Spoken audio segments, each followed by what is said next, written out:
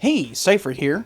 This is episode 11 in a series I've been doing on California history. You don't need to watch the previous ones to understand this one, but it would be helpful. I've only got one more planned on Silicon Valley, though I've got a lot of research to get through to make that one. Let me know in the comments if there's another topic I should cover about California history before I finally complete this several years long project. In order to start researching that Silicon Valley episode, I started with today's sponsor, CuriosityStream. They're a documentary streaming service, and indeed they have plenty on the history of technology, even one that is specifically about California. It's useful to begin doing research into such a broad topic with documentaries, because they can tell you what people expect covered, yielding an excellent list of subtopics to dig into. CuriosityStream has stuff spanning science, nature, history, technology, music, food, and much more, with plenty of new documentaries getting uploaded every month. Plans start at $5 a month, and you can watch on basically any device. But if you go to curiositystream.com/cynical, which is also linked below, or scan the QR code on screen, you'll get 25% off. That allows you to stream all of their library instantaneously. So check them out. But today we're going to talk about why California is considered the left coast.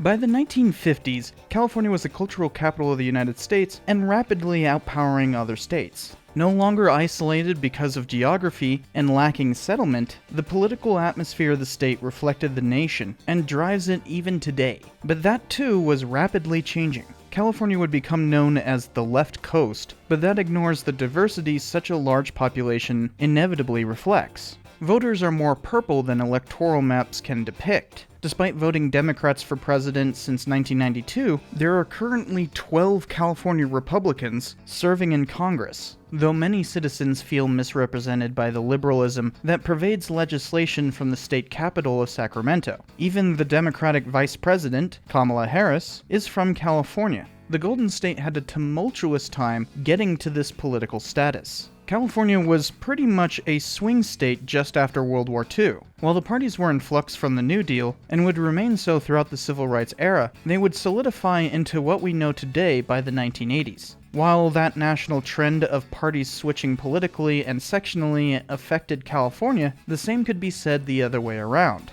The Golden State voted mostly Republican until 1932, but Democrats often held local offices. When reactionary forces went after Asian immigrants and the Second Ku Klux Klan influenced California, it was Democrats who led the hate machine. Republicans bent towards some of that, but within the state, they were mostly the party of toleration, which is why just after World War II, when California led the charge for desegregation, the governor was Republican Earl Warren. In 1947, the California Supreme Court ruled in Mendez v. Westminster that all schools were to desegregate within the state. Warren became Chief Justice of the U.S. Supreme Court in 1953 and promptly brought about the same ruling nationally in Brown v. Board of Education a year later. California was rapidly changing post-war as the population boomed from 7 million in 1940 to 16 in 1960 to almost 30 million in 1990. It became the focal point of America's suburbanization, but this chafed many growing up there. Beatniks in the 50s rebelled against this conformity. Some people think the beatnik is merely a bum with sunglasses, but he is more than that, though not much. Channeling this dissent and a shakeup in the state Republican Party, Democrat Pat Brown won the gubernatorial election in 1958. He was much like the New Dealer Democrats that shifted left on racial issues along with economic ones, following the lead of President Truman, but also he was influenced by Hiram Johnson, the progressive Republican governor of California and long-serving senator. Channeling Johnson's progressivism, Brown brought several key changes to California, including the 1960 Master Plan for Higher Education, which quickly made the state the forefront of colleges and universities worldwide. That same year, he oversaw the creation of the State Water Project, which redistributes water from NorCal to as far south as Riverside. He passed the 1963 Rumford Fair Housing Act, which ended racial covenants. But not all was well. California during the Progressive Era enacted the ability to bring popular measures through signatures to the general ballot. It was a form of direct democracy. Brown even lowered the required signature count, which he quickly regretted. In 1964, Proposition 14 tried to repeal the Housing Act. It passed 2-1, revealing how strongly prejudiced Californians were, despite their supposedly tolerant leadership. But the California Supreme Court overruled Proposition 14 for violating the federal constitution. Brown's second term was fairly hapless. Dissent arose quickly throughout the state. Obviously, some wanted segregation, while others thought Democrats weren't pushing hard enough for equality. A year after Prop 14, black people in the Watts neighborhood of LA read newspapers printing a salacious story of police brutality, though it turned out that it was quite drummed up. But nonetheless, the Watts neighborhood rose up in rebellion, quickly resorting to rioting. By the time that concluded, 34 lay dead. A year later, during a severely contested election, a couple college students in Oakland began a political party that would purposefully make people more afraid of black radicalism, called the Black Panther Party. LAPD reacted to the Watts riot by creating the first SWAT team, a model that would eventually spread to most police departments in the nation. They clearly got the wrong lesson and faced another riot in 1992 after officers who brutally beat Rodney King on camera were acquitted and a Korean shopkeeper received a light sentence for shooting an unarmed black teenager. 63 people died during those 6 days of pandemonium. At the same time as the Watts riot, a strike in the Delano grape fields was ramping up. Cesar Chavez led the newly created United Farm Workers and decided to march the 250 miles through the Central Valley to Sacramento to meet with Governor Brown, who refused to talk to the budding civil rights leader. Brown had lost his liberal endorsement and faced a conservative challenger. Using backlash politics, Republican Ronald Reagan defeated Brown in 1966. He employed the same fear-mongering about civil rights as the John Birch Society, which he had some close ties to. He'd fervently participated in the 1964 Goldwater campaign, which had also opposed the Civil Rights Act. Reagan made his fame as a Hollywood actor, and would use that to steadily turn the Republican Party towards conservatism. As governor, he'd target the Panthers, signing the Mulford Act, which bans open-carry firearms in California. But I would think that some of the bills that have been suggested, such as not carrying a loaded weapon on a city street or in town, this might certainly be a good one. There is absolutely no reason why out on the street today civilians should be carrying a loaded weapon. Of Chavez's strike, he said, "And I don't think that the same rules of industrial unionizing could apply in the farm, because that would not be legitimate collective bargaining. That would simply be blackmail. If you simply waited until the crop was ripe and ready to rot and then said, now we won't pick it, the farmer isn't bargaining under those circumstances. He's being blackmailed." Governor Reagan has a fantastic mind, to clutter up the facts. and he besieged welfare and the college system by cutting their funding wherever possible. Another California Republican became president only 2 years after Reagan became governor. Unlike Reagan, Richard Nixon was born in SoCal and served during World War II. He became a congressman in 1947 and was Eisenhower's vice president.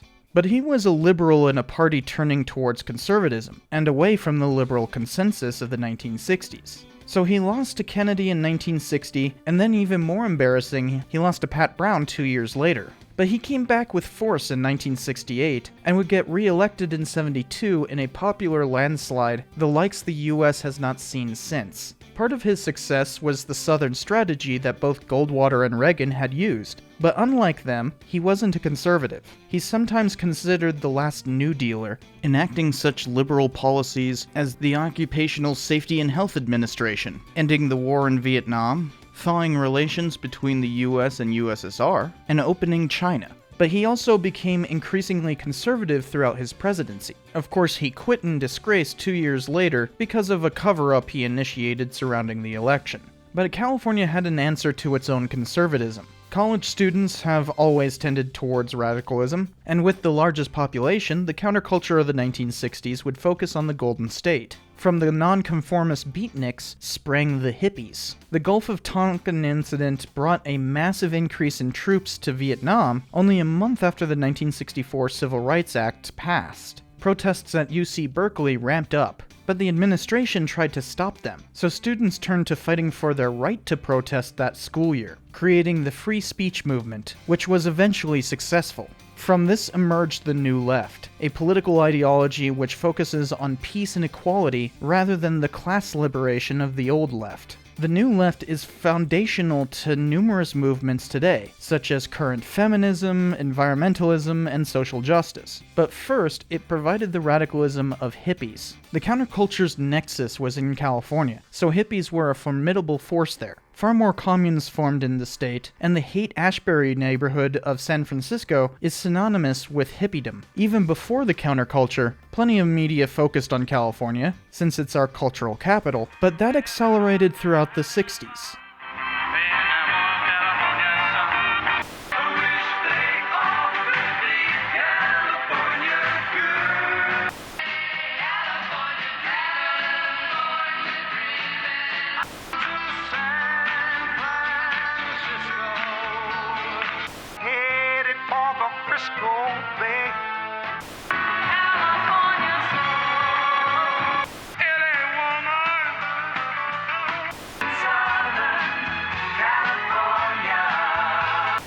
Notice that those depict the very state as somehow an embodiment of opposition to conformity, despite it being the source of that very same conformity. In a very real way, this was a generational difference. The New Left had roots in the civil rights and anti-war movements, but both were minorities trying to affect the majority of Americans. So as youths aged in the countercultural atmosphere, they brought that with them as they became old enough to be politically relevant. Hippies were important, but they didn't have an immediate effect. It took a decade before a real shift happened. That harkened to an eventual left coast, but it was still a generation away. Instead, Governor Reagan and President Nixon tried to fight the counterculture in their home state. Reagan used injunctions to halt protests, and Nixon enacted the war on drugs to target hippies who not only were tolerant of drugs, but often actively encouraged their usage. The counterculture championed the free love movement because of birth control, and Timothy Leary pushed the use of LSD from within the UC system before his imprisonment. Turn on,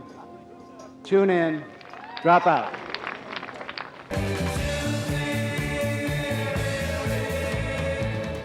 Leary's lawsuit against this ended old anti-drug laws and made Nixon declare war in the first place. America's public enemy number one in the United States is drug abuse.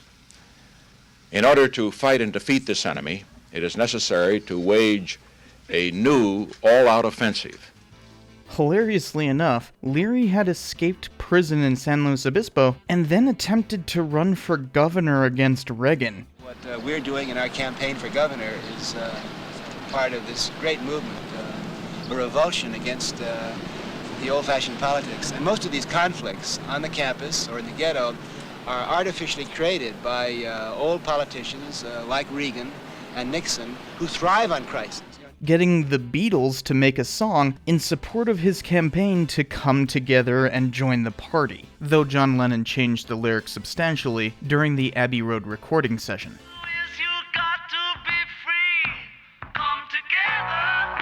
And beyond that, there was plenty of fear about youths in California. Charles Manson was a hippie cult leader who was well insinuated among cultural icons like the Beach Boys. Hoping to enact a race war, his followers killed 7 people, just in time for the Leary case to go through. Uncoincidentally, Congress enacted what Nixon needed to begin the drug war.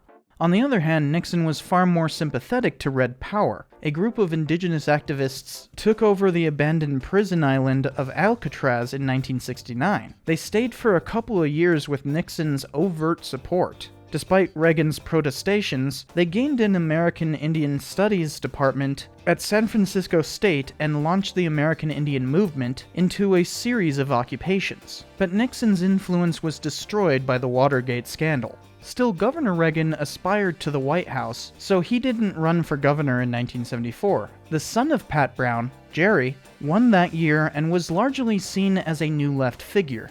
I am Governor Jerry Brown. My heart smiles and never frowns. Soon I will be president.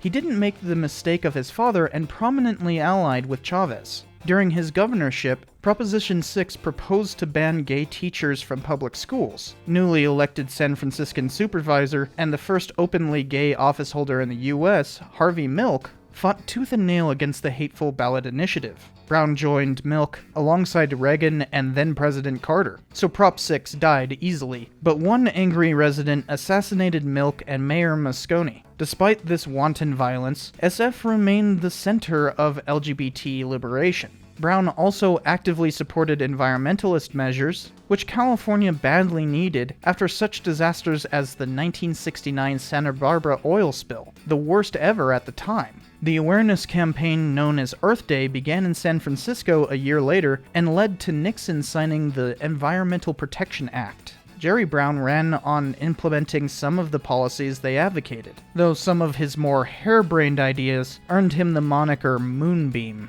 Otherwise, he was mostly a fiscal conservative. Neoliberalism was on the rise nationally, and Reagan would be at the center of that. He won the 1980 presidential election. His ascension is remembered as the Reagan Revolution for fully implementing the three-legged stool of the new right, which is neoliberalism, neoconservatism, and the religious right, each with its own significant consequences, especially pushing U.S. politics further rightward in general. California voted for Reagan both times and his successor once. From 1992 onward, they always go blue nationally, but that's certainly not the case locally. They voted for Republican governors much of the time, some who were startlingly conservative for the so-called left coast. Each one cut funding from numerous programs, including colleges, finally imposing regular tuition in 1981, after a century of either free tuition or low registration fees. It was at UCLA where the national controversy over school curricula erupted, which drove further defunding.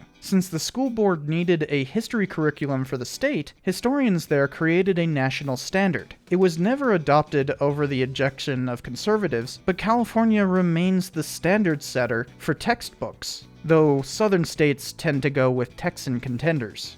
As the hippies grew up and influenced politics, a massive demographic change shaped political leanings. In 1965, the U.S. abolished the old quota system for immigration, which allowed for much more Latino migrants. Hispanics made up only 9% of the population in 1960, but became the largest ethnic group in California by 2020, with nearly 40% of the population. Hispanics tend to vote Democrat, so that has also shifted the state bluer. Some nativists attempted to push back against this shift. In 1994, Prop 187 was on the ballot, proposing to ban all illegal immigrants from public services. It passed, but a court injunction stopped it from being enforced. Republican Governor Pete Wilson pushed against this injunction, but when Democrat Gray Davis took over, he stopped the lawsuit. Davis was ill-fated though. California experienced an energy crisis in the early 2000s, and residents blamed the governor. He managed to get re-elected despite the inability to raise taxes and pay off a massive deficit. But he faced a recall election and lost. Since most Democrats didn't choose a replacement if he lost, the top Republican came in, Arnold Schwarzenegger, or euphemistically known as the Governator, for his movie role as Terminator. True to his namesake, he ended much of California's welfare programs, trying austerity instead of raising taxes. That wasn't enough, especially when the Great Recession hit. Since California was so dependent on housing expansion, the contracting market hurt severely. Several cities went bankrupt without sufficient property taxes. Many California defense industries lost significant funding in the late 1990s after the Soviet Union fell, making the cost of living already start to rise before 2008. Housing never became cheap, and with so much suburban sprawl, prices have hit astronomical proportions. That's why California's growth has slowed significantly in recent years. It's simply too expensive. The problem could be remedied if more multifamily homes were allowed, but redistricting is often heavily opposed by residents who don't want such developments as neighbors. They're called NIMBYs. for Not in My Backyard, and it reveals a continuing conservative presence in California, often quite hypocritically so when so many of these NIMBYs proclaim their liberality only to try to conserve their own suburbs. With the return of Governor Moonbeam and his successor Gavin Newsom, the housing crisis has only deepened. Newsom first came to prominence when he, as mayor of San Francisco, directed the city clerk to issue marriage licenses to same-sex couples in 2004. The California Supreme Court found that this was illegal, but in 2008, they ruled that gay marriage was legal statewide. Californians voted that down just a few months later with Proposition 8, though it maintained domestic partnership as a similar option until national legalization in 2014. Clearly, even after the state became known as the left coast, its actual position hardly fits that myth. While California has garnered a reputation for being a blue state, it is far more purple in reality. The new left arose there, but so too did the new right. There are no easy answers as to why it is the left coast. Demographic change, being the cultural capital of the US, becoming the largest population, hippies, or whatever. California feels more liberal, but in a way it started off like that, when the first constitution rejected slavery in 1849. The parties themselves changed significantly throughout the 20th century. People simply notice more, since California is the most powerful state in the Union. Of course, it could simply be because West is on the left side of the map. Either way, California is an ever-changing place, the largest state by population, and the nation's cultural capital, making such broad interpretations doomed to falsity.